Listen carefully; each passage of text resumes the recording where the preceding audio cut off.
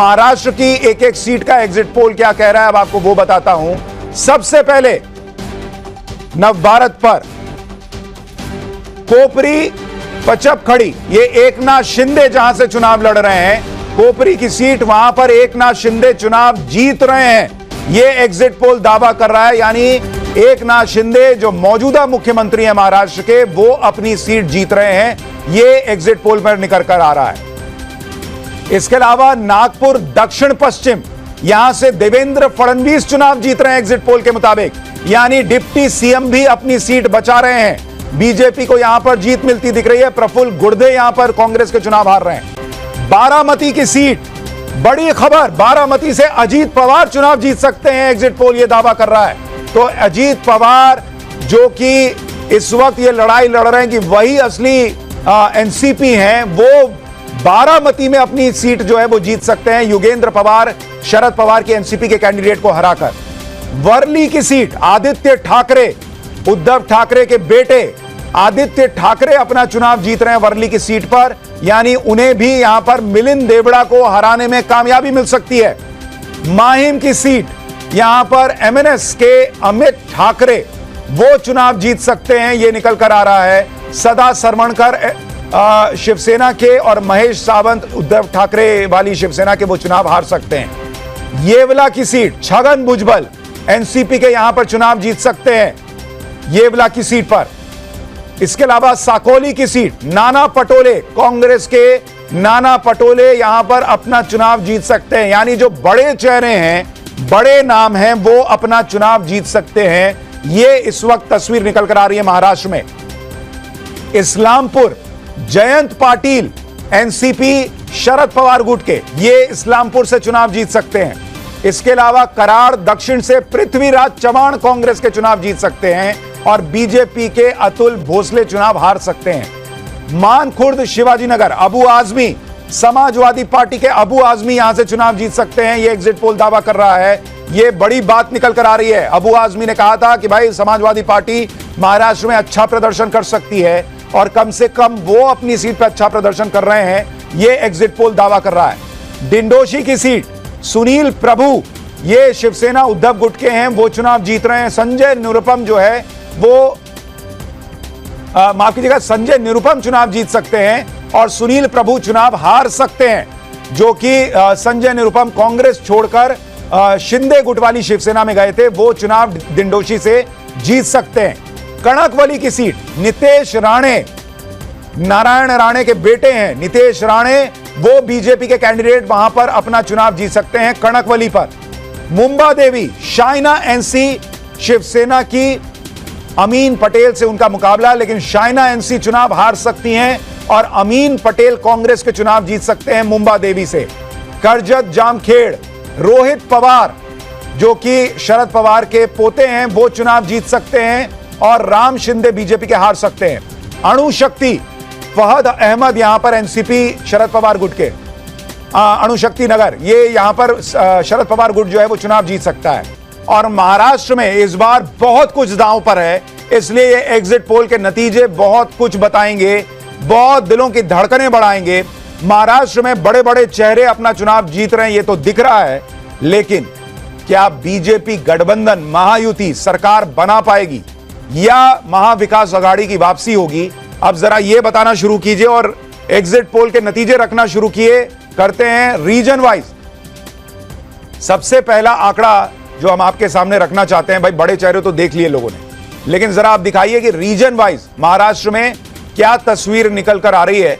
और वो पहला आंकड़ा आपके सामने रखूं उससे पहले ये देखिए, महाराष्ट्र में, उत्तर महाराष्ट्र में 35 विधानसभा सीटें उत्तर महाराष्ट्र में आती हैं। बीजेपी गठबंधन उत्तर महाराष्ट्र में लीड कर रही है। बीजेपी गठबंधन को 22 सीटें उत्तर महाराष्ट्र में, कांग्रेस गठबंधन को 12 और अन्य को 1 सीट, यानी उत्तर महाराष्ट्र में बीजेपी गठबंधन को बड़ी बढ़त मिलती दिख रही है।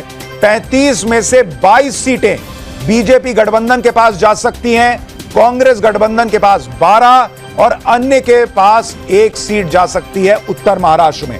अब जरा एक और दूसरा रीजन बताइए जहां पर महाराष्ट्र में क्या तस्वीर है, जरा दर्शकों के सामने वो भी रखिए।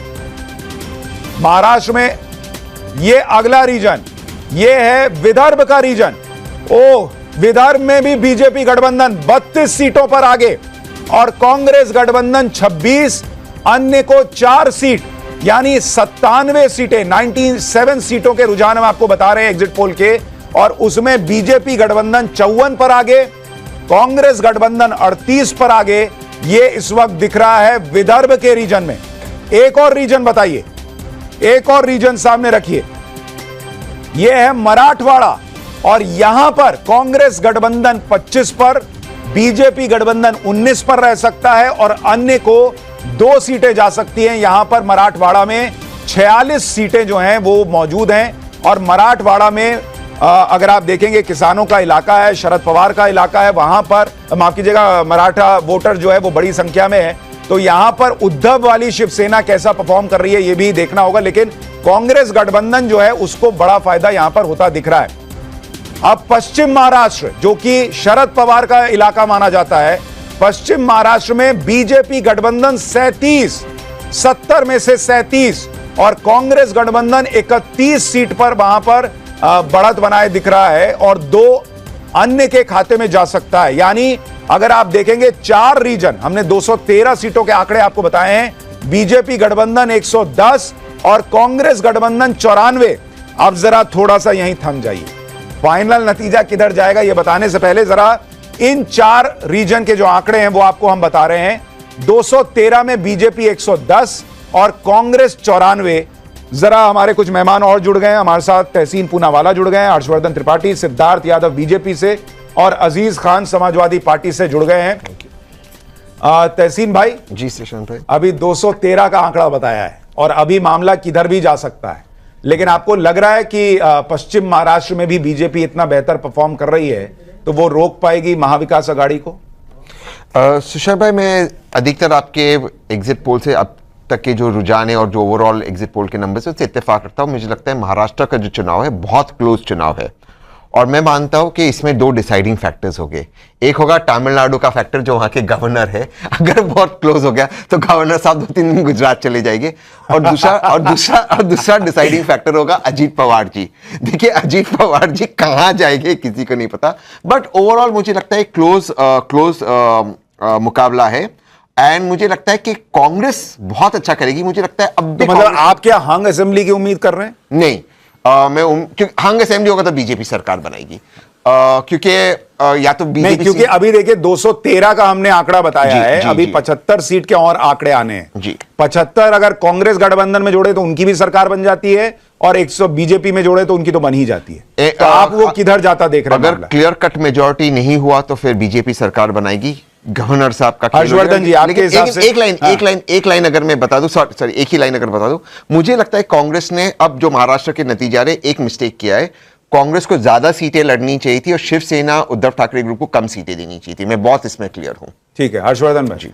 देखिए मुझे लगता है कि सिर्फ अभी तक का अगर जो एग्जिट पोल है उसको देखें, मेरा अपना तो ये मानना है कि दोनों ही राज्यों में भाजपा सरकार बनाने जा रही है। लेकिन जो ये एग्जिट पोल है जो टाइम्स नाउ नवभारत पर अभी आप देख रहे हैं, विदर्भ मेरे लिए कंसर्न था भारतीय जनता पार्टी के लिहाज से। अगर विदर्भ में बीजेपी अच्छा कर रही है तो आप यकीन मानिए पूर्ण बहुमत की सरकार 145 प्लस का आंकड़ा बहुत आसानी से जो ये महायुति है उसको हासिल होने जा रहा। मुझे इसमें कोई संदेह नहीं दिखता। राज्यपाल की जरूरत पड़ेगी सिर्फ शपथ दिलाने के लिए मुख्यमंत्री। हाँ, वो सुबह सुबह न दिलाने की जरूरत नहीं, सुबह नहीं जरूरत पड़ेगी, आराम से होगा, बढ़िया भव्य होगा, मोदी जी भी जाएंगे। लेकिन जल्दी से, चूंकि आप उत्तर प्रदेश से आते हैं हर्षवर्धन भाई, आप सहमत हैं? उत्तर प्रदेश में हमारा एग्जिट पोल 6-3 कह रहा है, बीजेपी 6, बीजेपी गठबंधन 6 और सपा 3। मुझे थोड़ा सा इसमें मेरा आंकड़ा 5-4 का है और 5 बीजेपी गठबंधन, 5 बीजेपी, 4 यानी 4 बीजेपी, 1 राष्ट्रीय लोकदल और 4 समाजवादी पार्टी जिसमें कांग्रेस के। क्योंकि मेरा ये मानना है ना, ये जो 9 क्या अगर मिल्कीपुर मिला लें तो ये जो 10 सीटें हैं, भले पुराना वाला स्टेटस को है लेकिन ये सारी सीटें समाजवादी पार्टी का मजबूत गढ़ हैं। और अगर भारतीय जनता पार्टी 5 या 5+ सीटें जीतती है तो आप यकीन मानिए जो योगी आदित्यनाथ ने मेहनत की, जो नए सिरे से भारतीय जनता पार्टी 240 के बाद फिर से नए सिरे से छलांग लगा रही, उसका एक बड़ा संकेत उत्तर प्रदेश के परिणाम होंगे। ठीक है, अजीज खान साहब भी हमारे साथ जुड़ रहे हैं। अजीज भाई, आप तो गाड़ी में लग रहे हैं, वोट देके तो नहीं वोट देके तो नहीं आ रहे, आपको तो किसी ने नहीं रोका। देखिए सुशांत भाई, रोकने की स्थिति तो वो रही आज पूरे दिन, जिस उहापोह की स्थिति रही, जिस तरह पुलिस वालों ने वोटर्स को रोका, वाकई में बहुत लोकतंत्र की बहुत बड़ी हत्या हुई। और मैं सच बताना चाह रहा हूं कि एक तरफ इलेक्शन कमीशन प्रचार करता है कि लोग वोट ज्यादा से ज्यादा डालने जाएं, दूसरी तरफ इन्हीं का प्रशासन रोकता है कि वोट मत डालो, बाहर आईडी चेक करता है, बाहर आईडी देख के रोकता है। तो ये काम अंदर है, पोलिंग बूथ के लोग देखते हैं, इन्हें बाहरी लोग देखते रहे। तो कहीं ना कहीं ये हताशा, निराशा कि क्योंकि 9 की 9 सीटें बीजेपी के हाथ से जा रही थी, और आज उसी हताशा और निराशा की वजह से शासन सत्ता का जिस तरह दुरुपयोग किया गया अच्छा है, अजीज भाई, अगर थोड़ा सा ये मान लें कि थोड़ा सा अगर मान लें कि आपके आरोप सही हैं, तब आपके हिसाब से यूपी में क्या आंकड़ा रहने वाला है इन 9 सीटों पर? सर बहुत ही विचित्र स्थिति आएगी, क्योंकि आप कुछ कहा नहीं जा सकता, क्योंकि शासन सत्ता का चुनाव रहा। और तो जब रोक दिया तब विचित्र क्यों आएगी? तब तो आप लोग हारेंगे फिर। सर मैं ये क्या कहना चाह रहा हूं, सर आज तो अधिकारी बीजेपी के कार्यकर्ता की हैसियत से काम कर रहा था, और किस तरह हमारे वोटर्स को रोका गया, किस तरह पोलिंग बूथ तक जाने नहीं दिया गया। आपके चैनलों ने भी दिखाया, आपके चैनल ने भी दिखाया, तमाम चैनल ने दिखाया। अच्छा अजीज भाई, हर्षवर्धन जी आपसे एक सवाल पूछना चाह रहे हैं। आ रहा हूं सिद्धार्थ आपके पास। हर्षवर्धन जी, सिर्फ एक सवाल, जो दिखा कि एक दरोगा को पिस्तौल निकालनी पड़ी, बड़ा दुखद है, पथराव उसके ऊपर होता है। और मेरा तो सवाल यह है, आप लोग सुबह से कह रहे हैं, कल से कह रहे हैं बुरके वाले को चेक नहीं करना है, आप कह रहे हैं कि हमारे वोटर, क्या सिर्फ मुसलमान ही आपका वोटर है क्या? आप बार बार कह रहे हैं कि मुस्लिम बस्ती में रोक दिया गया, मतलब कैसे आप लोग लोकतंत्र को इतना कम्युनलाइज कर देंगे? नहीं। इतना सांप्रदायिक कर देंगे? सिर्फ मुसलमान आपका मतदाता है। हिंदू बस्ती में तो आपने नहीं कहा, हिंदू इलाके में तो नहीं कहा, हिंदी मोहल्ले में तो नहीं कहा कि वहां पुलिस ने रोक दिया है।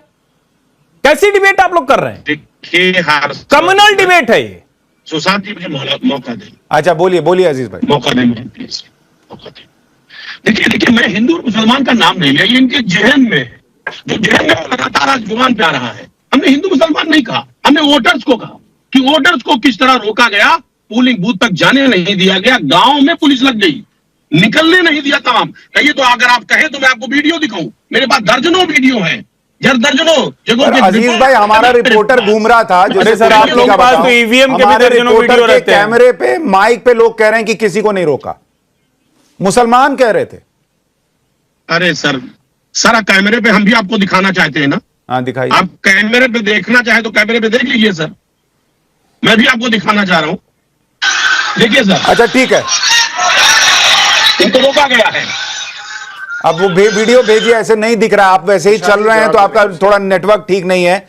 मैं जरा सा एक काम और करता हूं, महाराष्ट्र के जो 2 बचे हुए रीजन है वो भी बता देता हूं, फिर चर्चा आगे बढ़ाएंगे, क्योंकि झारखंड की भी बात करनी है। महाराष्ट्र के जो 2 रीजन है उनके आंकड़े भी रख देते हैं। अभी तक 110 और 94 का आंकड़ा है महाराष्ट्र में। अब मुंबई जो कि अर्बन इलाका है, वहां पर 36 विधानसभा सीटें हैं, 18 बीजेपी गठबंधन और 17 कांग्रेस गठबंधन एक अन्य के खाते में जा सकती है। और जो आखिरी आंकड़ा खुलने जा रहा है वो ठाणे और कोंकण का है। और ठाणे और कोंकण में क्या तस्वीर है जरा देखिए। ठाणे और कोंकण में 39 सीटें, इन 39 में बीजेपी गठबंधन 25 और कांग्रेस गठबंधन को 11 सीट मिल सकती है, यह एग्जिट पोल दावा कर रहा है, और अन्य के खाते में 3। और इसलिए महाराष्ट्र में हमारा एग्जिट पोल दावा कर रहा है कि बीजेपी की सरकार बनने जा रही है। बीजेपी गठबंधन 159, कांग्रेस गठबंधन 116 और अन्य के खाते में 13 सीटें आ सकती हैं। यानी वहां पर 288 सीटों वाली विधानसभा सरकार बनाने के लिए 145 का आंकड़ा एग्जिट पोल दावा कर रहा है कि उस 145 से 14 सीट ज्यादा बीजेपी गठबंधन को आ सकती है। और महाराष्ट्र में बीजेपी गठबंधन सरकार बना सकती है, महायुति सरकार बना सकती है। और यह अपने आप में बहुत बड़ी खबर होगी अगर नतीजे बिल्कुल ऐसे ही आते हैं, क्योंकि महाराष्ट्र में यह पूरा चुनाव असली एनसीपी कौन इसका है, असली शिवसेना कौन इसका है, देवेंद्र फडणवीस क्या उनकी सीएम पद पर वापसी होगी इसका है, और क्या महाराष्ट्र में जो लोकसभा में एक तरीके से उलटफेर हुआ था, वो उलटफेर फिर से पलटेगा और बीजेपी सरकार बनाएगी। एग्जिट पोल कम से कम यही दावा कर रहा है।